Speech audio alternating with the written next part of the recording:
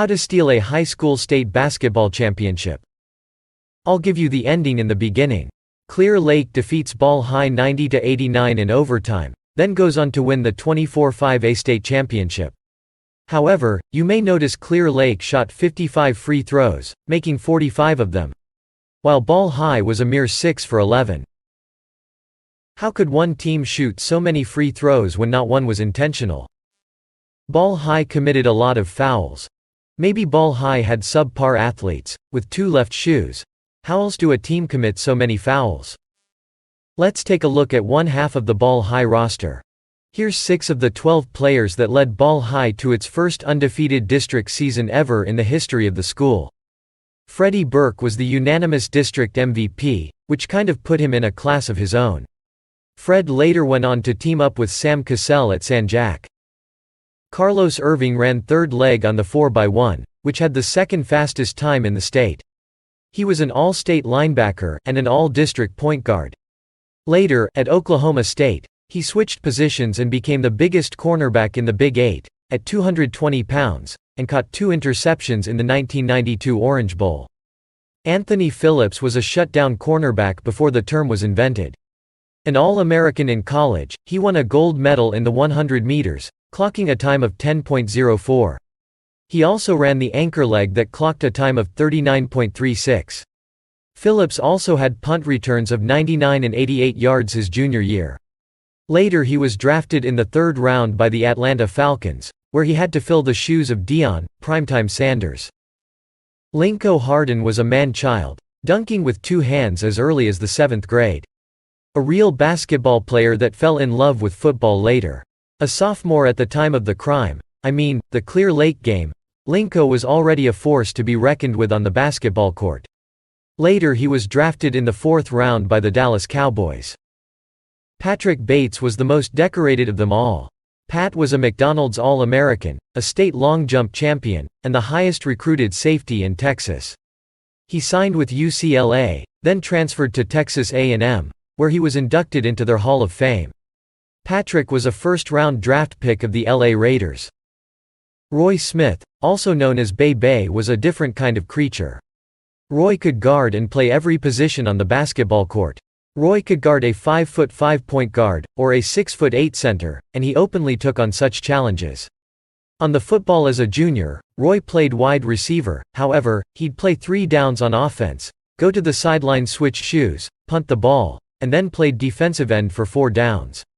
This was on a team with 4 other players that would soon go to the NFL.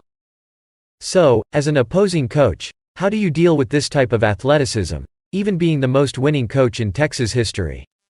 Ball High is just going to run, and run, and run. They have the district MVP with 5 legitimate track stars, who are also football stars, that are legitimate, square business basketball players, who all probably have a 40-inch vertical or better. And a bench that's just itching to get in. The morning of the game, Galveston daily newspaper headlines read, "No speed limits for Ball High." A strange headline for a basketball game, but apparently everyone knew. Ball High's reputation had been growing rapidly. If you could read the newspaper article, by no means did Clear Lake deem themselves the favorites. The coach sounds like he doesn't know how he's gonna get out of this game alive. Strategically, maybe Clear Lake would try to slow the game down. However, Ball High didn't put it past Clear Lake to stall the ball from the opening quarter. They've done it in the past. Just seconds before the game, as both teams are warming up, Roy Smith chased down a basketball that rolled towards Clear Lake's end of the floor. A Lake player was kind enough to stop the ball and toss it back. Roy looked at the 6'10" center vying for his attention. Roy said, "Hey, big boy." When Lake's center turned and looked Roy's way, Roy said, "I'm a dunk on you." Not 2.5 minutes into the game and Ball High gets a steal off the press, and Clear Lake's center is under the rim. Carlos took off, jumped, cocked the ball backwards to Mississippi, and put Big Boy on a poster. The entire gym went absolutely nuts. Seemed the thunder of the bleachers could be heard for blocks outside the gym. The refs had to stop the game just to quiet the crowd. Once Carlos brought the house down, the whistles caught the hiccups. They were calling offensive fouls, hairpin fouls, phantom fouls, and legitimate fouls. But they were all against Ball High. within the first 4 minutes of the game ball was in the penalty, and it was no secret the players were trying to cause contact, blatantly. Ball High spent the entire second quarter in the penalty, and 3 minutes into the third quarter, Ball High was back in the penalty, and Clear Lake's free throw attempts are piling up. Still, Clear Lake had a problem because they could not stop Ball High offensively.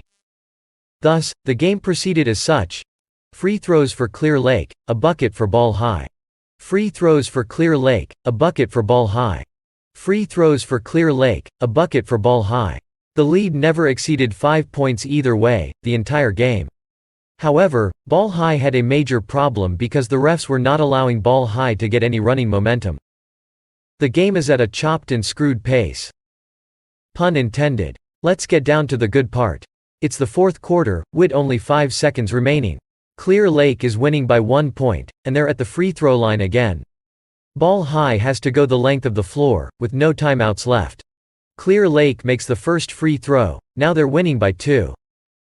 When Clear Lake made the second free throw, Terry Fields, Ball High's starting quarterback, snatched the ball out of the net and rolled right like Patrick Mahomes. At the same time, from the bottom blocks Fred Burke and Roy Smith flew down the sidelines. Terry Fields dropped back and with perfect timing hit Fred Burke just past half court. The clock's winding down, 4, 3, 2. Fred took a dribble and pulled up just inside half court and the 5-second line. Bucket. The score is tied at 82 and the roof's about to come off the gym. In overtime it was the same soup, warmed over. Clear Lake shot free throw numbers 48, 49, 50, 51, 52, and 53. However, despite all the goodwill, fortune, and charity bestowed upon Clear Lake, Ball High took the lead by 1, with the ball and 14 seconds remaining. After the timeout, Ball High gets a clean inbounds pass, and the clock is under 10 seconds and counting. Clear Lake is desperately trying to steal the ball, unsuccessfully. Now they're trying to foul a Ball High player. But they didn't have to.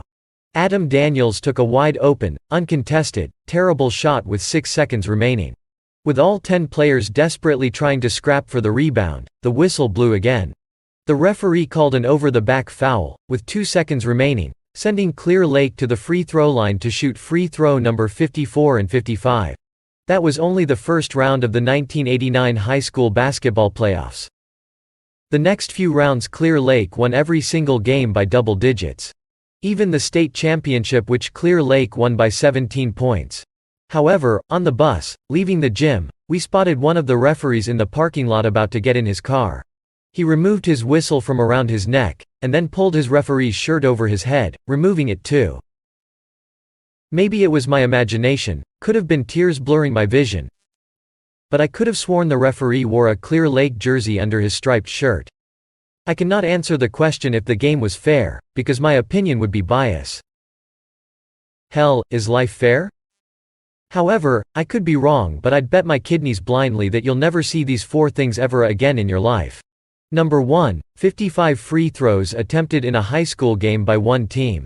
Number 2, 45 free throws made in a high school game, by one team. Number 3, a high school game where the winning team has the same amount of free throws made as actual points scored. And number 4, a more athletic basketball team than the 1989 Ball High Tours. I'm not talking about in Galveston County. No, I'm talking about in the history of the world ever, since the beginning of its foundation. It wouldn't matter if you went and got LeBron's high school team. They just couldn't win, on paper. That game was decades ago. However, today, we're trying to restore the feeling. We have the children. Now we need the village. Island Impact is trying to raise $300,000 to build a practice facility. Donations of $100 or more will receive the board game never seen before, called Ballopoly. It's a rendition of the traditional Monopoly game, based around the history of Galveston and Galveston sports history, because Galveston and Ball High has produced more NFL players than any other high school in Texas history. If you attended any school in Galveston County, could you please donate $10 to the movement? Thank you for your ear. And thank you even more, in advance, for your donation.